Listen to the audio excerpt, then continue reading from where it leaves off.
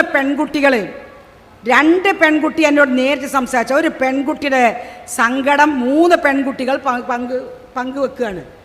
4 പെൺകുട്ടികളുണ്ടെങ്കിൽ ആ 4 പെൺകുട്ടികൾ പറയുന്നത് എന്താണെന്നറിയോ? ഇന്നത്തെ യുവ സമൂഹത്തോടും യുവതീ സമൂഹത്തോടും പറയേണ്ട കാര്യമാണത്. അവർ പറഞ്ഞത് എന്താണെന്നറിയോ? വലിയ ചെറുവര പ്രായം 25, 27 ഇത്ര മാത്രം പ്രായമാണ് ഈ പെൺകുട്ടികൾക്കുള്ളത്. 1 കുട്ടി, 1.5 കുട്ടി, 2 കുട്ടി, ഇത്ര കുട്ടികളേ ഉള്ളൂ. ഈ കുട്ടികളുടെ പെൺകുട്ടികൾ പറയുകയാണ്, ഞങ്ങളെ കല്യാണം കഴിഞ്ഞ് കൊടുന്നത് ഈ മൊബൈലിൻ്റെ കാലത്തേക്കാണ്. ഈ മൊബൈൽ കാരണം ഞങ്ങൾക്ക് പുതിയാപ്പിളല്ലപ്പോൾ, മൂപ്പർക്ക് പുതിയണ്ണ് മൊബൈലാണ്. നേരെ ഇങ്ങോട്ട് വൈകുന്നേരമായ ഇതിങ്ങോട്ട് നീലവെളിച്ചിട്ട് ഇതിങ്ങോട്ട് മോന്തമ്മ തൂക്കിയ പിന്നെ മൂപ്പർക്ക് എൻ്റെ മോന്തമ്മ പുറമെന്ന് ഒരു തീ വന്ന് വീണ് പൊള്ളിയ മുഖമാണെങ്കിലും അല്ല എൻ്റെ മുഖത്തലിൻ്റെ എവിടെയാണെങ്കിലും എനിക്ക് എന്ത് സംഭവിച്ചാലും എൻ്റെ ഭർത്താവ് അറിയുന്നേ ഇല്ല. ഇത് ഉണ്ടോ ഇല്ലെങ്ങളെന്ന് പറഞ്ഞാണ്. ഇത് 3-4 പെൺകുട്ടികൾ സംഭവിച്ചാണ്. ഇതുണ്ടെങ്കിൽ നിങ്ങൾ ഉണ്ട് അറിയണം, ഇല്ലേ ഞാൻ അത് പറഞ്ഞ കാര്യമില്ലല്ലോ. ഉണ്ടോ? ഇതിങ്ങനെ തന്നെ ഇപ്പോഴത്തെ ഒരു യുഗമാണത്. വെറും മൊബൈലുകളാണ്. സർവ്വ ആണുങ്ങളുടെയും ചെറുക്കന്മാരെയും വാപ്പാരെയും ഒക്കെ ഭാര്യമാരാരാവും മൊബൈല്. ഇതിനെ കെട്ടി ഇത് എവിടെ പോകാൻ ഇത് കയ്യിലുണ്ട്. ഇത് കയ്യിൽ നിന്ന് വെച്ചിട്ടുള്ള കാര്യമല്ല.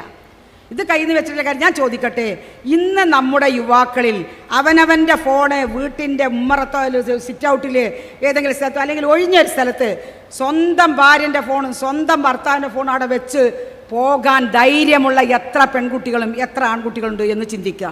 ഇതൊക്കെ നമ്മൾ ചിന്തിക്കേണ്ട കാര്യമാണ്. അപ്പോൾ ഒരു ഭാര്യ അല്ലെങ്കിൽ ഒരു ഭർത്താവ് ഫോൺ ചെയ്യുന്നത്, സ്വന്തം ഭർത്താവ് ഫോൺ ചെയ്യുന്നത് ഭാര്യ ആരാ ചോദിച്ചതിനാണ് ചില വീടുകളിൽ പ്രശ്നം. നിങ്ങൾ അതറിയേണ്ട ആവശ്യം എനിക്കെന്താ? അത് ഞാൻ ആരോട് സംശയം, നിനക്കത് അറിയേണ്ട ആവശ്യം എന്താണ്? ഇത് തുടക്കം കുറിച്ചുള്ള മൂപ്പരാണ്. അതുകൊണ്ട് ആ പെൺകുട്ടിയും പിന്നെ തുടങ്ങി. അപ്പോൾ പെൺകുട്ടികൾ ഇങ്ങനെ കണക്ഷൻ തുടങ്ങി എന്നതിൻ്റെ പേരിൽ ഇതുവരെ പറയാൻ പറഞ്ഞ ബന്ധങ്ങൾ, മീഡിയയുടെ ബന്ധങ്ങൾ നല്ലോണം പറയുന്ന ഇത് തന്നെ എന്ന ലോകത്തെ ബന്ധം ഏറ്റവും കൂടുതൽ ബന്ധം അതാണ്. അതുകൊണ്ട് പ്രിയപ്പെട്ടവർ മനസ്സിലാക്കണം, കല്യാണം കഴിച്ച ഭാര്യനെ കൊണ്ടുവന്നിട്ടുള്ളത് വെറും 3-4 കുട്ടികളെ പ്രസവിക്കാൻ വേണ്ടി മാത്രമല്ല, മരണം വരെ, ആ മരണക്കടക്ക എത്തുന്നത് വരെ സ്വന്തം ഭാര്യക്കും ഭർത്താവിനും ഒരിടം അല്ലാഹു സുബ്ഹാനഹു വ തആല തയ്യാറാക്കിയിട്ടുണ്ട്. ആ ഇടമായിരിക്കണം, ആ ഇടത്തിലാണ് ജീവിതം സന്തോഷമുള്ളത്. അതല്ലാതെ ഓളെവിടെ, ഓളുമ്മാൻ്റെ ഉടിയിൽ, ഓളെ ഉടിയില്ല, ഇപ്പാൻ്റെ ഉടിയിലുമാണ്, ഉമ്മാൻ്റെ ഉടിയിലാണ്, ഞങ്ങളിവിടെ ഉണ്ട്, കുട്ടികളൊക്കെ ഇവിടെ ഉണ്ട്, എല്ലാവർക്കും പരമസുഖമാണ്. പക്ഷേ ഉമ്മ വീട്ടിലില്ല, വാപ്പ വീട്ടിലില്ല. ഇങ്ങനത്തെ എത്ര വീടുകളുണ്ട്? ഞാൻ പറഞ്ഞ പെൺകുട്ടികളുണ്ടല്ലോ, അത് പോയി നമ്മൾ ആ 4 പെൺകുട്ടികളുടെ ഈ സങ്കടം എന്താണെന്നറിയോ? ഞങ്ങളുടെ ഭർത്താക്കന്മാർ ഞങ്ങളുമായിട്ട് യാതൊരു ബന്ധവുമില്ല. ഒരാൾ പറയാണ്, എൻ്റെ ഭർത്താവ് അദ്ദേഹം ഒരു സാധാരണ ജോലിക്കാരനാണ്. അയാൾ രാവിലെ എണീറ്റ് ആ ജോലിക്കുള്ള വസ്തുക്കൾ എടുത്താണ് പോവും. നിങ്ങൾക്ക് എവിടെ പണി? ഒട്ടിയ മാര്യാത്തിലെ ചുണ്ട് മുണ്ടൂല, കയറി വരും തരേ അയാൾ കയറി വരും, ഒരു സലാം പറയാ അല്ലെങ്കിൽ മുണ്ടി ഒന്നും ചെയ്യില്ല. അയാൾ ആ ചുണ്ട് ഇങ്ങനെ ഒട്ടിച്ചിട്ട് തന്നെ ഉള്ളിലേക്ക് പോകാറ്.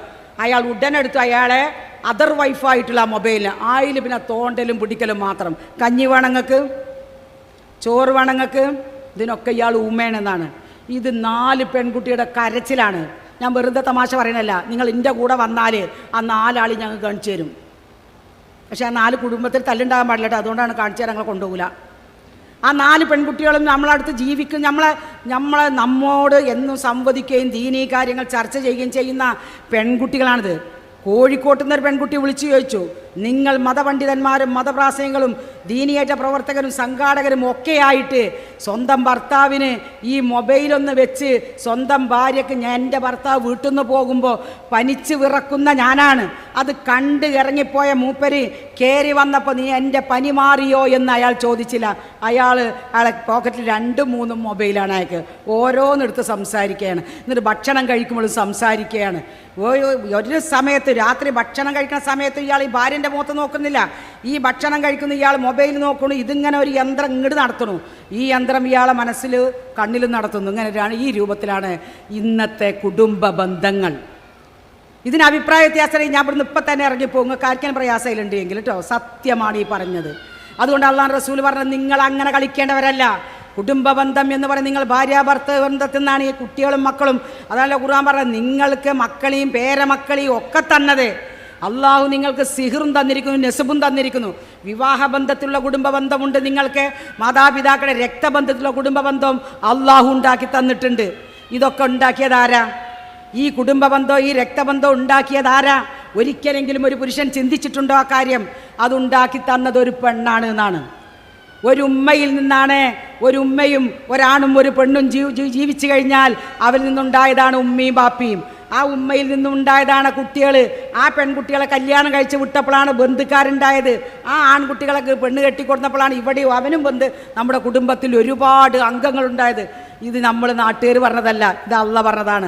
അങ്ങനെയാണ് നിങ്ങൾക്ക് ഞാൻ കുടുംബ ബന്ധം ഉണ്ടാക്കിയത് എന്നാണ്. അതിന് നിങ്ങൾ ഭംഗിയായി സൂക്ഷിക്കണം. സൂക്ഷിച്ചു കഴിഞ്ഞാൽ അത് അള്ളാഹുവിൻ്റെ അർശുമായിട്ട് കെട്ടിയിട്ടൊരു കയറാണ് എന്നാണ്. എന്നാൽ നിങ്ങൾ ഓർക്കണേ, വമൻ മൻ വസലനി, ആ കുടുംബ ബന്ധം എന്നുള്ള പാർശ്വത്തെ നിങ്ങൾ ആര് ചേർത്ത് പിടിക്കുന്നുവോ വസലഹുല്ല, അള്ളാഹു അവനെ ചേർത്ത് പിടിക്കുമെന്നാണ് നാളെ മഹ്ശറയിൽ. വമൻ ഖതഅനി, ആ കുടുംബ ബന്ധം ഈ ദുനിയാവിൽ മുറിച്ച് ഈ മൊബൈലുമായി ജീവിക്കുന്ന ഏതൊരാണും ഏതൊരു പെണ്ണും മനസ്സിലാക്കട്ടെ, നാളെ പരലോകത്തെ അവൻ അള്ളാഹു അർശിൻ്റെ തലയിൽ നിന്നും അർശുമായിട്ടുള്ള ബന്ധം മുറിച്ചു കളയുന്നതാണ് എന്ന് പ്രവാചകൻ സ്വല്ലല്ലാഹു അലൈഹി വസല്ലം നമ്മെ പഠിപ്പിച്ചത് വെറുതെയല്ല എന്ന് നമ്മൾ മനസ്സിലാക്കണം. ഈ ഒരു കാരണത്താൽ നോക്കി നിങ്ങൾ, ഒരു മാതാവ് വെള്ളം ചോദിച്ചിട്ട് ഒരു ഗ്ലാസ് വെള്ളം മോളെ, ഒരു ഗ്ലാസ് വെള്ളം മോളെ, ചെറിയ മകൻ പെണ്ണ് കെട്ടി കൊണ്ടുവരുമ്പോഴേക്കും ഈ പ്രായമുള്ള നല്ല പ്രായത്തിലാ വലിയ മകൻ കെട്ടിയ, രണ്ടാമത്തെ മകൻ കെട്ടിയ, 3 കെട്ടിയ, 4 കെട്ടിയ, 5ാമത്തെ മകൻ ചെറിയ മകനാണ്. ആ മകൻ പെണ്ണ് കെട്ടിക്കൊണ്ടുവന്നപ്പോഴേക്കും ഈ ഉമ്മമാർ വയസ്സായി ഇല്ലേ? ആ വയസ്സായ ഉമ്മമാർക്ക് ഒരു ഗ്ലാസ് വെള്ളം ചോദിക്കുമ്പോൾ ആ പെൺകുട്ടിക്ക് ആ വെള്ളം കേൾക്കാൻ സമയമല്ല, അതിൻ്റെ ചെവിയിൽ മൊബൈലാണ്. ഇപ്പം മൊബൈൽ മാത്രമല്ല, അതിൻ്റെ എല്ലാ ഇയർഫോണും വിറ്റ് ചെയ്തിട്ട് നമ്മൾ പെൺകുട്ടികൾ തന്നെ അടുക്കളയിൽ കൂടി നടക്കണത്. ഇല്ലയെന്ന് അഭിപ്രായം ഇങ്ങോട്ട് പറയും. ഏതെങ്കിലും നിങ്ങൾക്ക് അങ്ങനെ അഭിപ്രായ വ്യത്യാസം ഉണ്ടെങ്കിൽ ഇപ്പം പറഞ്ഞാൽ തിരുത്തിക്കോളാം ഞാൻ. ഇത് നമ്മൾ കാണുന്നൊരു യാഥാർത്ഥ്യമാണ്. ഇതിനൊന്നും കുടുംബത്തെ ചേർത്ത് പിടിക്കാനോ കുടുംബം കൂട്ടിപ്പിടിച്ചതിൻ്റെ പേരിൽ നാളെ മഹ്ശറിൽ അള്ളാഹുവിൻ്റെ സ്വർഗം കിട്ടാനോ സാധിക്കൂലെന്നാണ്. കാരണം ഈ വയസ്സായ അമ്മമാരെ സംരക്ഷിക്കേണ്ടുന്ന ബാധ്യത നമുക്കുണ്ട്. അതാണല്ലോ കുടുംബം. നിങ്ങൾ നോക്കി, സ്വർഗവാസികൾ പരസ്പരം കണ്ടിട്ട് ഇങ്ങനെ അങ്ങോട്ടും ഇങ്ങോട്ടും സംസാരിച്ചു കൊണ്ടിരിക്കുകയാണ്. ആ സംസാരത്തിൽ എങ്ങനെയാണ് സ്വർഗം, എന്തൊക്കെയാണ് വർത്തമാനം, എവിടെ നിന്നൊക്കെ കിട്ടും എന്നൊക്കെ എന്തൊക്കെയും ജീവിതം എന്നൊക്കെ പറയുമ്പോൾ ഓരോരുത്തരും സംസാരിക്കുന്ന സംസാരത്തിൽ ഖാലൂ, അവർ പറയുകയാണ്, ഇന്നാ കുന്നാ ഖബ്ലു ഫീ അഹ്ലിനാ മുഷ്ഫിഖീൻ, ഇന്നാ കുന്നാ ഖബ്ലു ഫീ അഹ്ലിനാ മുഷ്ഫിഖീൻ, തീർച്ചയായും ഇന്നാ കുന്നാ ഞങ്ങളായിരുന്നു, ഫീ ഖബ്ലു ഇതിനു മുമ്പ്, അതായത് ദുനിയാവിൽ ഞങ്ങൾ ജീവിക്കുമ്പോൾ, ഫി അഹ്ലിനാ മുഷ്ഫിഖീൻ ഞങ്ങളുടെ കുടുംബത്തെ ഞങ്ങൾ നല്ല ജാഗ്രതയുള്ളവരായിരുന്നു എന്നാണ്. എന്താണ് ആ ജാഗ്രത? നാളെ മഹ്ശറിൽ ഈ വീട്ടിലുള്ള എൻ്റെ ജീവിതത്തെ സംബന്ധിച്ച് എൻ്റെ ഭർത്താവിനോട് കടപ്പാട്, എൻ്റെ മക്കളോടുള്ള കടപ്പാട്, എൻ്റെ കുട്ടികളോടുള്ള കടപ്പാട്, എൻ്റെ മരുമക്കളോടുള്ള കടപ്പാട്, അത് നിറവേറ്റിയെങ്കിൽ മാത്രമേ എനിക്ക് റബ്ബിനെ കണ്ടുമുട്ടാൻ കഴിയുകയുള്ളൂ എന്നുള്ള ബേജാർ എൻ്റെ ഉള്ളിലായിരുന്നു. ആ ജാഗ്രത എനിക്കുണ്ടായിരുന്നത്. ഞങ്ങൾ നാട്ടിലാകുമ്പോൾ ഞാനും എൻ്റെ പുതിയാപ്പളി ഇങ്ങനെ പോകല്ല, എൻ്റെ വീട്ടിലെ കുട്ടികളെ ഞാൻ നോക്കിയിരുന്നു, എൻ്റെ മരുമക്കളെ ഞാൻ ശ്രദ്ധിച്ചിരുന്നു, എൻ്റെ മക്കളെ ഞാൻ ശ്രദ്ധിച്ചിരുന്നു, എൻ്റെ കുട്ടികളുടെ പഠനകാര്യം, എൻ്റെ കുട്ടികളുടെ വിദ്യാഭ്യാസത്തിൻ്റെ കാര്യം, എൻ്റെ കുട്ടികളുടെ ദീനിൻ്റെ കാര്യം, നമസ്കാരത്തിൻ്റെ കാര്യം, മുഴുവൻ ഡ്യൂട്ടിയും ഉമ്മയായ നമുക്കാണ്. ബാപ്പമാരൊന്നുകിൽ വിദേശത്ത് അല്ലെങ്കിൽ ജോലിക്ക് പോകുന്നവർ, വീട്ടിലുള്ള നമുക്ക് ജോലിയുണ്ടെങ്കിലും ആ ജോലി നമുക്ക് പ്രയാസമല്ല. കുട്ടികളെ നോക്കി കുട്ടികൾക്ക് നല്ല വിദ്യാഭ്യാസം കൊടുക്കാൻ ഏറ്റവും ഉന്നതർ നമ്മൾ തന്നെയാണ്, മക്കളെ നന്നാക്കുന്നതിൽ. ബാപ്പാക്ക് കുട്ടികളെ നിന്ന് പേടിപ്പിക്കാനും ഒന്ന് സ്ട്രോങ് ആകാനേ കഴിയുള്ളൂ. പക്ഷെ ഉമ്മാക്ക് അങ്ങനെയല്ല. ഉമ്മാക്ക് തൊട്ട് തലോടിയോൻ ആ വിഷയത്തിലേക്ക് കൊണ്ടുവരാൻ കഴിയും. അതുകൊണ്ടാണല്ലോ സ്കൂളിൽ ടീച്ചർമാരാ കൂടുതൽ. നോക്കണം നിങ്ങൾ, PSCയിൽ ആണുങ്ങൾ കുറവാണ്, മാത്രമല്ല കിട്ടലും കുറവാണ്, സ്ത്രീകൾക്കാണ് കൂടുതൽ കിട്ടുക. സ്ത്രീകളാണെന്ന് ഭൂരിപക്ഷം സ്കൂളിലും. കുട്ടികളെ സംരക്ഷിക്കാൻ ഏറ്റവും നല്ല സ്ത്രീകൾ തന്നെയാണ്, ഉമ്മമാരായ നമ്മൾ. അത് ഞാനൊരു കാര്യം തമാശ പറഞ്ഞാട്ടോ, PSC ആർക്കും കിട്ടണ്ടേ, അത് ഞാൻ വെറുതെ പറഞ്ഞാണ്, കൂടുതലൊക്കെ ടീച്ചർമാരാണെന്നുള്ളത്. അപ്പോൾ അതുകൊണ്ട് യതസാഅലൂന, അവർ പറയുകയാണ്, അവർ പരസ്പരം ചോദിക്കുമ്പോൾ അവർ പറയും, ഞങ്ങളെ കുടുംബത്തിൽ നല്ല ശ്രദ്ധ പുലർത്തിയിരുന്നു, ഇത് മാത്രം മതി നമുക്ക് സ്വർഗത്തിൽ പോകാം. അതുകൊണ്ട് ഫമന്നല്ലാഹു അലൈനാ വവഖാന അദാബസ്സമൂം, ഫമന്നല്ലാഹു അലൈനാ, അതുകൊണ്ട് അല്ലാഹു ഞങ്ങൾക്ക് നിഅമത്ത് അങ്ങ് ചോരിത്തന്നു, ഞങ്ങളെ മേലങ്ങ് ചൊരിഞ്ഞു. വവഖാന, ഞങ്ങളെ റബ്ബ് കാത്തു. എന്തെന്നറിയോ? അദാബസ്സമൂം, മനുഷ്യ ശരീരത്തിലെ രോമകൂപങ്ങളിലൂടെ തുളച്ചു കയറുന്ന നരകത്തിൻ്റെ തീച്ചൂളയിൽ നിന്ന് അല്ല ഞങ്ങളെ കാത്തത്. ഞാൻ എൻ്റെ ഭർത്താവിനെയും എൻ്റെ കുട്ടികളെയും എൻ്റെ മക്കളെയും എൻ്റെ മരുമക്കളെയും നല്ല രീതിയിൽ സംരക്ഷിച്ചത് കൊണ്ടാണ്, അതുകൊണ്ടാണ് എനിക്ക് സ്വർഗം കിട്ടിയത് എന്ന് പറയാൻ നമുക്ക് കഴിയണം. അതുമാത്രമല്ല, ഇന്നാ കുന്നാ മിൻ ഖബ്ലു നദ്ഉഹു ഇന്നഹു ഹുവൽ ബർറുർ റഹീം. ഇത് രണ്ടാമത്തെ ഒരു പ്രധാനപ്പെട്ട ഒരു കാര്യമാണത്. ഇന്നാ കുന്നാ, ഞങ്ങളായിരുന്നു, മിൻ ഖബ്ലു, ദുനിയാവിൽ ജീവിക്കുമ്പോൾ ഞങ്ങളായിരുന്നു, നദ്ഉഹു, റബ്ബിനോട് മാത്രം പ്രാർത്ഥിക്കുന്നവരായിരുന്നു, ഇന്നഹു ഹുവൽ ബർറുർ റഹീം.